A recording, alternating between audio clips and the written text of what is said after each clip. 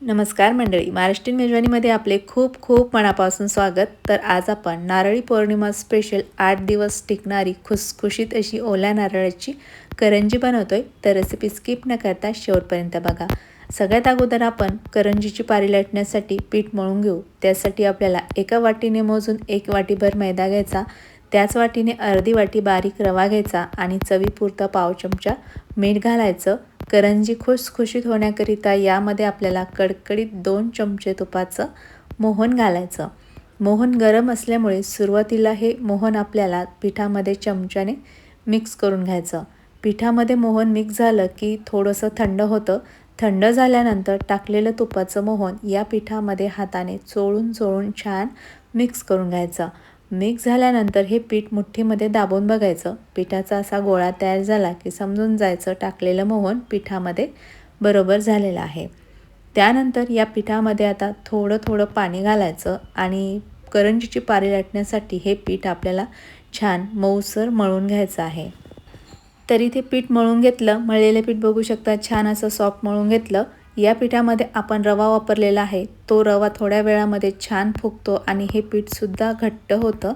तर आता आपल्याला करंजीचं सारण तयार करायचं आहे. तोपर्यंत हे मळलेलं पीठ झाकून बाजूला ठेवायचं आहे.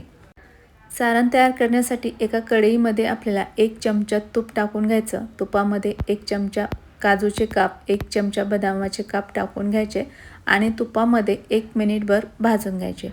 1 मिनिटानंतर यामध्ये टाकण्यासाठी इथे मी 1 वाटी भरून ओला नारळ खिसून घेतलेला आहे. तुम्ही हवं तर मिक्सरमध्ये ग्राइंडसुद्धा करून इथे वापरू शकता. तर आता हा ओला नारळ आपल्याला या तुपामध्ये फक्त मिनिटभर परतून घ्यायचं आहे. फार जास्त हे ओलं नारळ परतून घेण्याची गरज नाही. तर फक्त मिनिटभर असं ओलं नारळ तुपामध्ये परतून घ्यायचं आणि त्यानंतर आपण ज्या वाटीने ओलं नारळ मोजून घेतलं आहे त्याच वाटीने पाऊण वाटी गूळ घ्यायचा आहे. तर आता गूळ या ओला नारळामध्ये मिक्स करायचा आणि जोपर्यंत आता आपला गूळ पूर्णपणे वितळत नाही तोपर्यंत आता हे सारण चमच्याने मिक्स करायचं. 2 ते 3 मिनिटानंतर बघू शकाल की पूर्णपणे आता गूळ वितळलेला आहे. असा गूळ वितळला की हे सारण फक्त 2 ते 3 मिनटं मंद आचेवर परतून घ्यायचं. तर या ठिकाणी 3 मिनटं सारण परतून घेतलं आणि बघू शकाल 3 मिनिटानंतर हे सारण छान असं फसफसू लागलं आहे. तर असं सारण तयार झालं की समजून जायचं की आपलं करंजीसाठी सारण तयार झालं. तरी ते त्या गॅस बंद करायचा आणि तयार झालेलं सारण थोडंसं थंड होण्यासाठी एका प्लेटमध्ये काढून ठेवायचं आहे. त्यानंतर इथे आपल्या पिठाला सुद्धा ठेवून 10 मिनटं झाली आहे. 10 मिनटात तुम्ही बघू शकाल की अगोदरच्यापेक्षा थोडंसं घट्ट या ठिकाणी हे पीठ तयार झालं. आता हे पीठ परत आपल्याला हाताने 1 ते 2 मिनटं छान असं मळून घ्यायचं. मळून झालं की आता करंजी लाटण्यासाठी या पिठाचे आपल्याला गोळे तोडून घ्यायचे. तर सारख्या आकारामध्ये या पिठाचे गोळे तोडून घ्यायचे. तयार केलेल्या पिठामध्ये 10 ते 11 गोळे तयार झाले.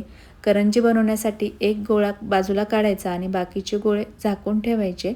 घेतलेल्या पिठाचा गोळा पोळपाटावरती छान असा सॉफ्ट करायचा आणि त्यानंतर या पिठाची पारी लाटून घ्यायची.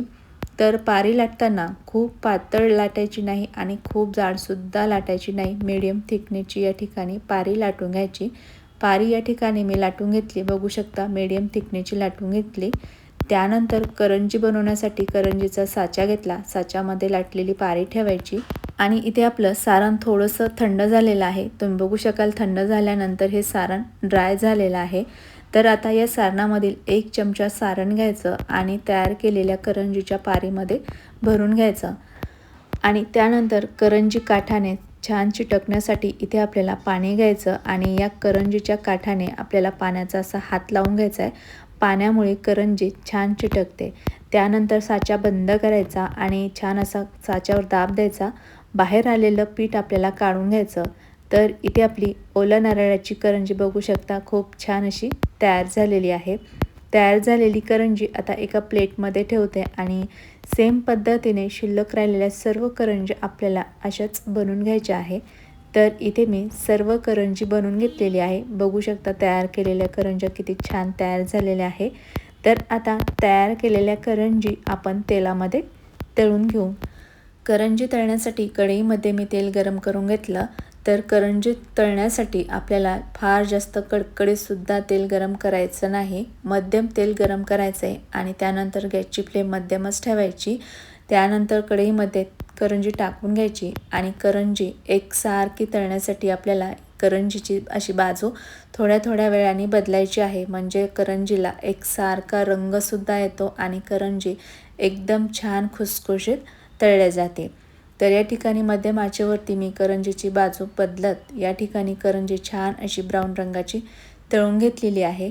तर तळलेली करंजी आपण झाऱ्यामध्ये काढून घेऊ। तर या ठिकाणी बघू शकाल की करंजीला किती छान रंग आलेला आहे आणि मस्त खुसखुशीत या ठिकाणी आपली ओल्या नारळाची करंजी तळून झाली। तळलेली करंजी आता मी बाजूला ठेवते आणि शिल्लक राहिलेल्या करंजी आपल्याला सेम पद्धतीने तेलामध्ये सोडायचे आहे। सोडल्यानंतर झाऱ्याने करंजीची बाजू थोड्या थोड्या वेळाने बदलायची आहे आणि मध्यम आचेवर ही करंजी छान ब्राऊन रंगाची होईपर्यंत तळून घ्यायची।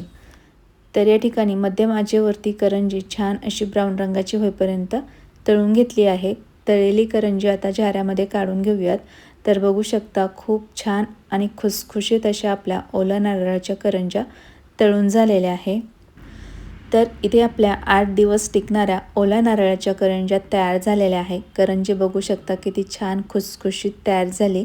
इथे मी तुम्हाला करंजी तोडून सुद्धा दाखवते। बघू शकता मस्त खुसखुशीत करंजी तयार झालेली आहे। तर येणाऱ्या नारळी पौर्णिमेला माझ्या पद्धतीने अशा ओल्या नारळाच्या करंज्या नक्की बनवून बघा। रेसिपी आवडली असेल तर रेसिपीला लाईक आणि चॅनलला सबस्क्राईब केलं नसेल तर प्लीज सबस्क्राईब करा। परत भेटूयात पुढच्या व्हिडिओमध्ये, तोपर्यंत बाय बाय।